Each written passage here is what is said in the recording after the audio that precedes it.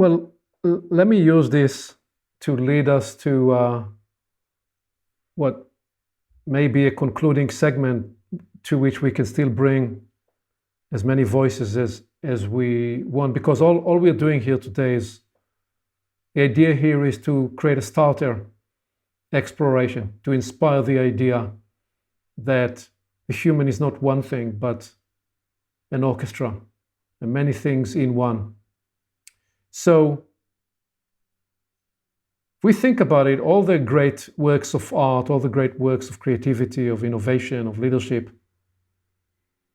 they all expressed this symphonic potential, because they're always to do with connecting different parts that were not connected before, which is how they create the unique novel composition that they bring, whether it's in the arts or whether it's in the sciences or whether it's in innovation or whether it's in philosophy and thought, in really any and every space. So I suppose we are very interested in the music, and here I use music in the metaphoric sense to represent anything the human can produce. We're very interested in the idea that if the human is an orchestra, then what is the music that you choose to play? And I want to surprise you here for a minute, because this is a live recording and you don't know what I'm going to throw at you next. And I want to demonstrate that sometime, actually, the pause, the silence, is a necessary part of the music. So I want to ask you a question and actually take 20 seconds pause, and we will leave the 20 seconds pause in the recording, so whoever is watching this now will be able to go through the same experience. Because the worry in this day and age where people are watching so many YouTube videos and so on is you begin to worry that we run the risk, the idea of thinking that we are our opinions, and the talking head and the speaking head, that this is who we are, and everything we've attempted to sense into and feel over the last hour and something is, no, that's just one facet. There is the more. So I want to ask you about a particular thread that several of you voiced, which is the idea of practice.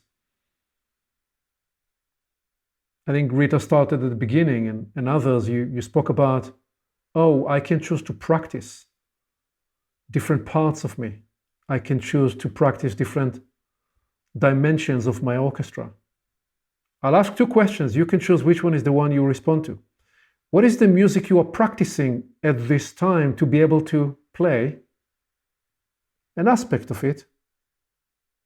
And what is a human music you are reaching for and yearning for? And I'm going to take 20 seconds for us to dwell with these two facets of the question.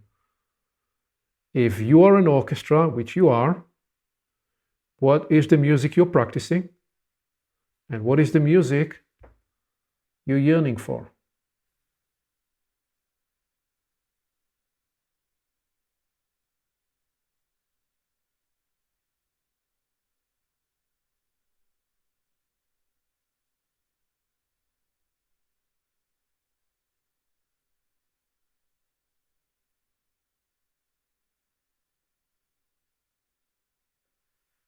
Okay.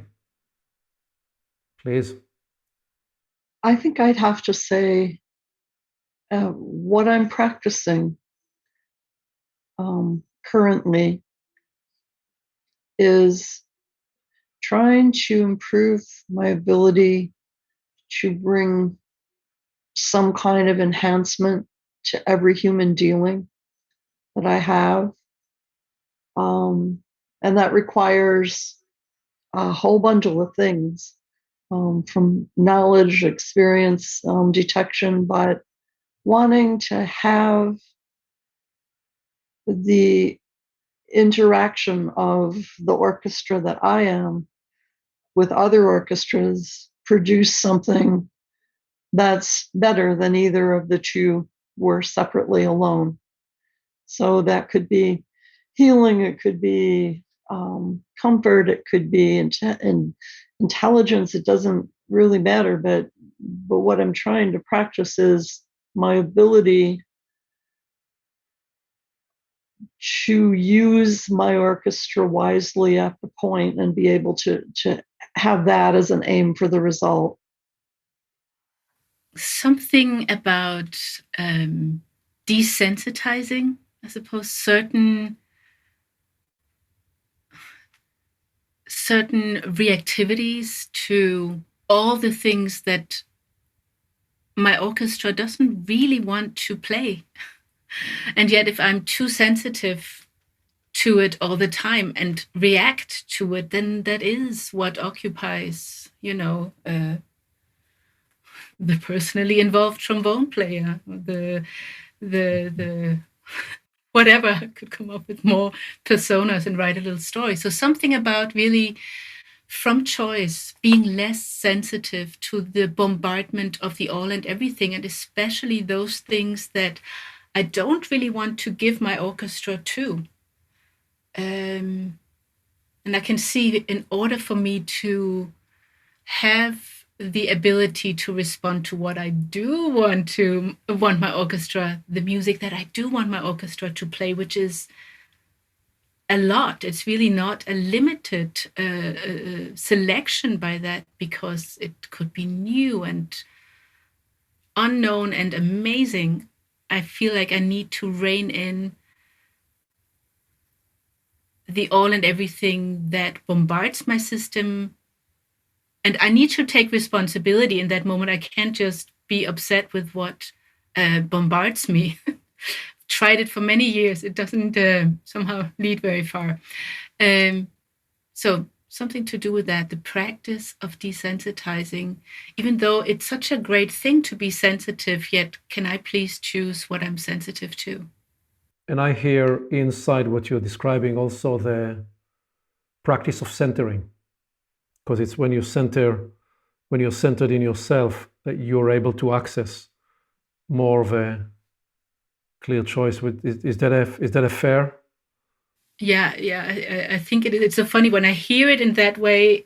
It almost sounds like a different language, but yeah, definitely. I think the greater clarity I have in me of why I wish to come to a certain moment with my full orchestra available, then I will be less affected by whether someone smiles at the door or whatever, because because I will know why I'm there. And so I think that will also in that moment make it easier for me to put aside perhaps what I have brought sort of very upfront in me. In a way, the great freedom that comes from realizing that we are many things and we can be free range humans is that I might identify myself as, oh, I'm extrovert or I'm introvert.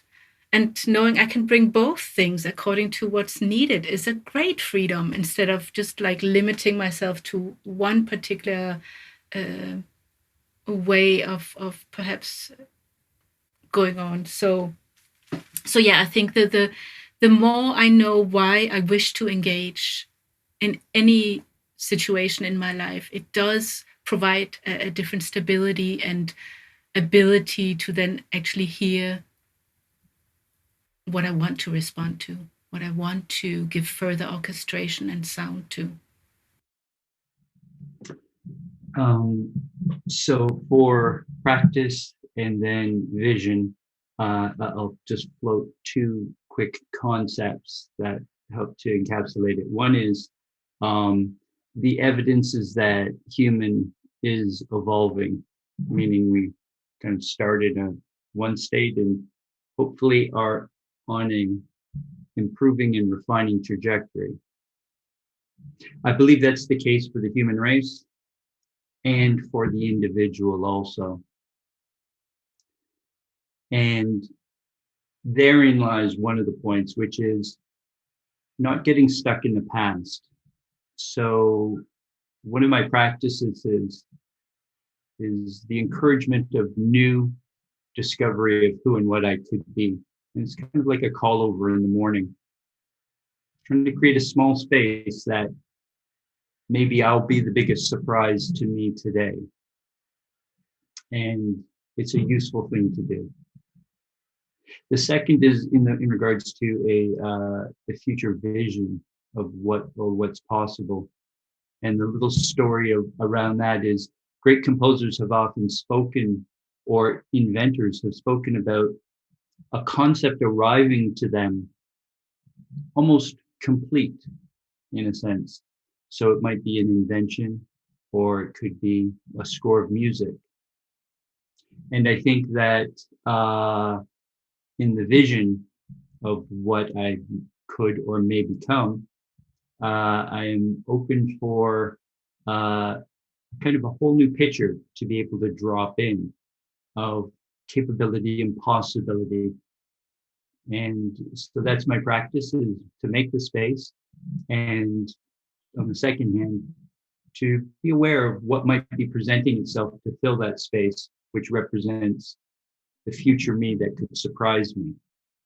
In terms of practice, what I focus recently is basically practice. So the rehearsal aspect, the aspect of growing disciplines, repetitive habits that will sustain what I want to do, what I want to be. So it's a journey from, also in relation to what Patrick asked before, of how do you choose what you love.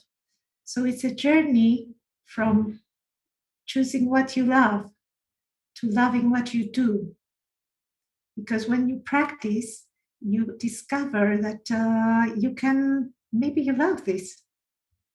So it's a reverse, but you need to practice. So this is the one thing.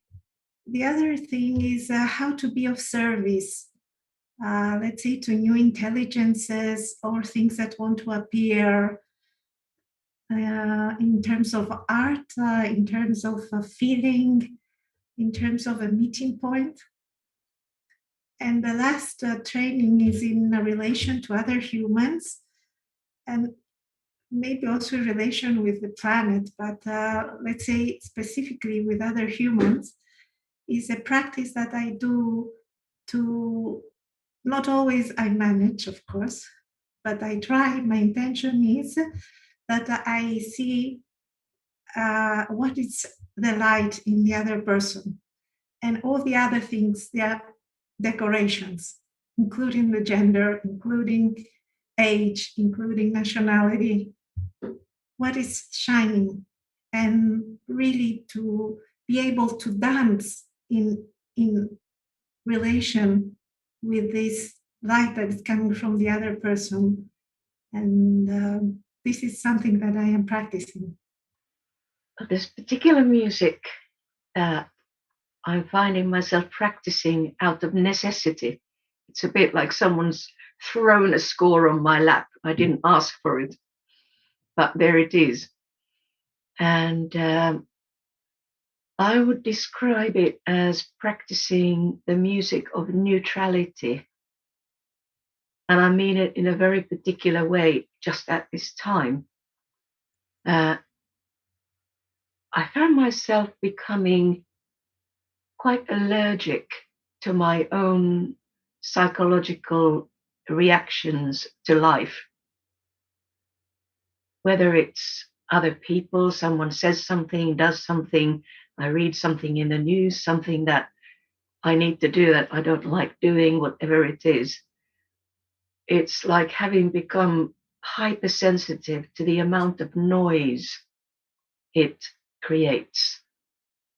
And the way I'm practicing that particular score, or trying to, which feels very, very early learning stages, is to not try to stop the noise, because that only creates more noise, but to observe it, observe, acknowledge the fact that it's going on, try to quite softly shrink my own importance in it, not to grow it in the way of, oh, I am feeling so furious because such and such said so and so, or vice versa. But just acknowledge that's what it feels like. Now, what in me allowed it in? What in me allowed it to make so much noise? Can I do anything to just facilitate its way out of my system? So there's much more in it to recognizing the nature of interference and why do I not want to give myself to it. So, but just not to make it too long. That's a territory. That's the score. And it's probably a lifetime or many lifetimes of training. And if I may very briefly answer the other question as well, the kind of music that I'm longing to hear is symphonic in its nature. It's symphonic and harmonic and multiple and versatile. And it concerns not just myself, entire human race, and how the human race perceives themselves in a bigger picture. But what is alive in me about the word symphonic is in a symphony, you have multiple components. Everything has a place. There are pauses and everything's purposeful. And when it's time for another instrument to come in, there's a space for it to do so. When there's harmonies between instruments, there's a space for it to happen. So in whichever field, whichever way, that's the music that I long to hear. So I guess current practice, trying to look at current music, but practice is one way of looking at it is how to be actually conscious for real in the moment. And by that, I mean, I was trying to come at the same thing that Rita mentioned is how can I be neutral? And by that, I mean, we're all creatures of habit. And I have a lot of really bad habits, most of them mental habits. And where that shows up is how I make decisions. If I'm facing a new situation, I'm trying to do something, I find that past failures or successes always kind of creep in. And sometimes I steer away from something because I was never good at it in the past, but I really want to do it. And I'm just finding that with me, a lot of my past, especially mental attitudes and weird psychologies about things, if I'm not careful, they will come up and they will limit what I really want to do right now, today in my life. And so I want to become unstuck from the past and be sort of neutral in the moment and actually learn how to trust my orchestra, if that makes sense. So trust that whatever is going to be needed in the moment, I can do. Doesn't matter what happened in the past, good or bad. The whatever's happening in the moment needs me, and I need to be focused and aware and conscious. And part of that too is in this knowing that I'm a creature of habit, and I have a lot of bad habits. Is I really would like to become what I really want to stretch to is becoming very comfortable with dealing with the unknown. So that, I really want to be able to kind of sense and feel what might be happening today with my life, on the planet, with the universe, with God, all of that big stuff. And I was thinking that, great, I'm really open. So if God came to me today, I'd say, hey, that's great. Here are my conditions. Can you meet all of my conditions for me to help you do whatever you want to do? And so I don't want that. I want to be able to face the unknown when it comes in with the confidence that whatever it is in me, in this orchestra, this sort of, God-given orchestra, I'll be able to do. And so that's kind of what I'm reaching to, if that makes sense. Absolutely, indeed. I wonder if there is one more voice before we are bringing this to landing. Yeah, okay. To the first question, without opening up a whole thing, it would be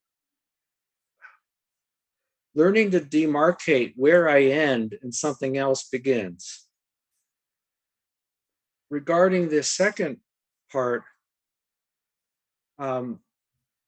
it's the yearning is for special feelings, because I think the way life happens in the world for us is that, like you said earlier, or somebody said about bulk commodity, and you could say the kind of reductionist of life to an economic unit useful for a certain amount of time and then disposed of, or the curtailment of possibility that human life experiences, myself included. It prevents, I think, certain kinds of feelings. And it's the feeling, and these types of feelings are the ones of mystery, awe, value, appreciation, glory of everything. It's very hard for me to actually express it, but it's just like this appreciation of the wonder of it all. Yes. And those kind of feelings, I feel the world could do a lot more of, and certainly individually. But I understand, as we are told when we get on a plane, when those masks drop, put yours own on first, then help somebody next to you. Otherwise, you'll have two unconscious people. Well, I want to thank you all for embarking on this experiment.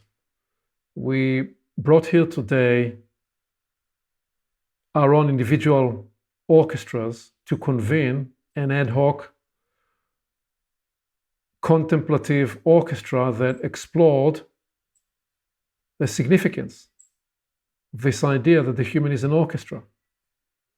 And there are many starters in this exploration, and we'll just leave them the way they are in the raw nature of a human orchestra on a journey of discovery of what's it all about. And if you watch this and you find it interesting, you can get involved yourself by becoming active participant in portals of perception, by leaving your email, by staying in touch. We look forward to seeing you on one of our upcoming conversations. Thank you.